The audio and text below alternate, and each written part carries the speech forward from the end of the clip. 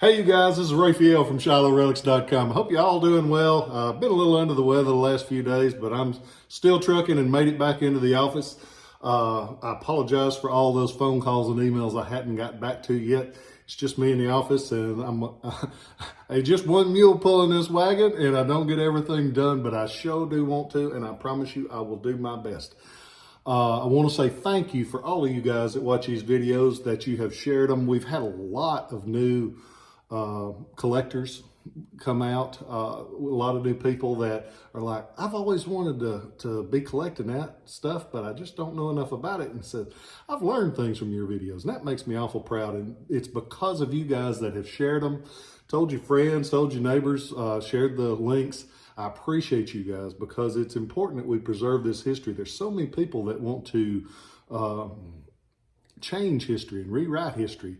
We need to document it, and we need to learn from it. So thank you for all that you've done. If you get time, share this one. Today we're going to talk about one of the most desirable of all Civil War swords. It's the one that many people say is their favorite just because of the name that surrounds it. It's the sword that was made in Nashville, Tennessee. It's referred to as the Nashville Plow Works. And it's the one that folks love just because of the name, Nashville Plow Works. It's there's a cool history with the Nashville Plow Works. There was a place called the Tennessee Plow Factory in Nashville, located on 8th Avenue, heart of downtown, honky-tonk central. But back then, they were making plows because it's a pretty important thing. And they had everything set up. And in 1859, it was taken over by Thomas Sharp and T.J. Hamilton. Sharp and Hamilton. You'll actually see their names stamped on a few swords. Not these. But they were, in 1859, they were selling plows. When the war got closer and they realized that there was going to be a war, they decided, hey, we need to start making some swords and make money out of those. So that they had a fire, rebuilt, and they renamed the Nashville Plow Works instead of the Tennessee Plow Works. So it's the Nashville Plow Works, and excuse me, woo, I'm hanging in there. They started in 1861, late 61, probably September is what I saw on a website of a trusted friend of mine, Tim Prince. He's got a great history on it. If you Google that, you can go on there and you can read a lot of the history, of the early history. It's one of the few places that I've actually found reliable information. But September-ish, 1861, and they made swords until April 1st, 1862. What happened then? Why did they stop then? It's because those Yankees took Nashville over. That's the order line. I got to take it. I'll be right back. Hey guys, sorry about that, but it's just me, and that's how I pay the bills. So when that phone rings, I got to jump. Where were we? We were talking about a Nashville Plow Works, one of the most desirable swords, one of the most distinctive swords, because the cast brass of the handguard has the collector's magic letters, CSA, cast into the brass like this, nice and big. It jumps out at you. And above that, it has Nashville Plow Works. And you got to remember, they're casting these guards out of sand molds.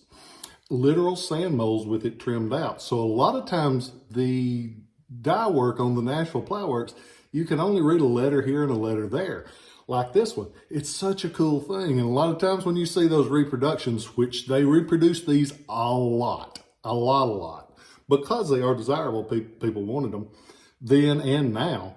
So they reproduce it a lot. So be sure whoever you get it from will guarantee that it's real. Because that's very important on these. So a lot of times you can't read it. Sometimes you can. A lot of times on those reproductions, it's very clear because they're making it in a wax mold, which they make one mold, make a lot of them out of it. This one, though, right as rain. It's got that rough sand cast look to it. It's got the CSA, got the Nashville Plow Works. The Nashville Plow Works, there's one that looks very similar. It's referred to as a College Hill. The College Hill Basically same design, big CSA, but where the Nashville Plow Works is, it just has a banner. Instead of the wording, it has a plain banner. That's the College Hill version. The Nashville Plow Works is always a little more desirable because it says Nashville Plow Works. They have a brass backstrap like this on the Plow Works, where the College Hill is iron almost all the time. There are some exceptions, never say always, but most of the time, yes.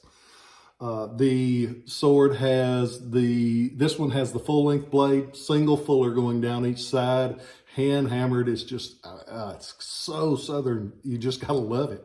Because these guys making plows. They weren't making swords before the war. They're one of those that like, we gotta have them. Somebody gonna make the money out of them. And there we go. I got derailed there when the phone rang. Nashville Plow Works. A sword with a plow name on it.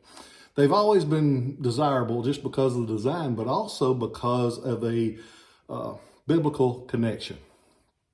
In the book of Isaiah, chapter 2, verse 4, he says, and I'm going to read it just because I can't remember that much in one thing. He says, in the book, it says, he shall judge between the nations and shall arbitrate for many peoples. They shall beat their swords into plowshares and their spears into pruning hooks. Nation shall not lift up sword against nation, neither shall they learn war any more. So we got beat their swords into plowshares. And then later on, the book of Joel, chapter 3, verse 10, they say, beat your plowshares into sword and your pruning hooks into spears. Let the weakling say, I am a warrior.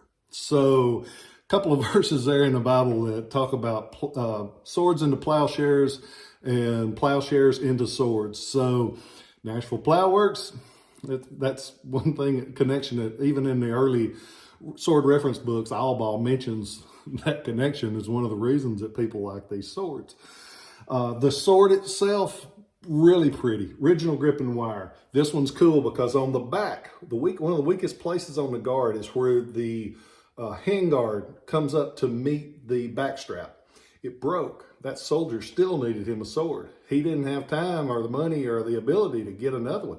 So what does he do? He takes lead and patches it like this so he could keep using it. Now that's needing a sword, and that, to me, I like that kind of stuff.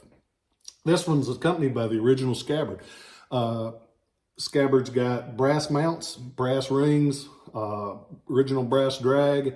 This one came out of the collection of Steve Mullinax. Steve Mullinax was the guy that wrote the book on Confederate belt buckles and plates. Great guy, buddy of mine, and miss you, Steve. Hope you're resting easy up there. And people like that when it comes out of a collection of one of the famous early guys in collecting. And Steve was a great guy. You can go on to ShilohRelics.com. As of the time of this video, you can go on there and you can see it. You can look at it from every angle because I try to picture everything so you know exactly when you open up that box, you're going to know exactly what you're getting. I appreciate you guys. I went last week with my family on a vacation, and we stayed in St. Louis at the Union Station Hotel. Beautiful place if you get a chance to go out there. But I noticed something. A lot of the people that are still working are the ones that have worked basically every day since COVID hit, trying to pick up double shifts from the people sitting home, getting the extra money from the government. Those that have worked, they're exhausted. They are exhausted because they didn't want to sit on their butt and draw money from the government. They wanted to earn theirs. They wanted to do what we all should do. So I say that because we need to cut those guys some slack. I saw people being rude to people that you could tell they were just exhausted. So give them the benefit of the doubt. They might screw it up, but it'll be all right. If you're in a restaurant, you're just ordering a cheeseburger. You ain't ordering plasma. It's okay. Just bear with them because most people, especially those that are working right now, they're trying. and it got cut them some slack. I hope you guys are doing well. Please share these videos. Please tell your friends about it, because we need those new historians. We need all those people that don't know about history. We got to teach them. And if we don't, ain't nobody else going to do it. I love you guys. I'll catch you next time.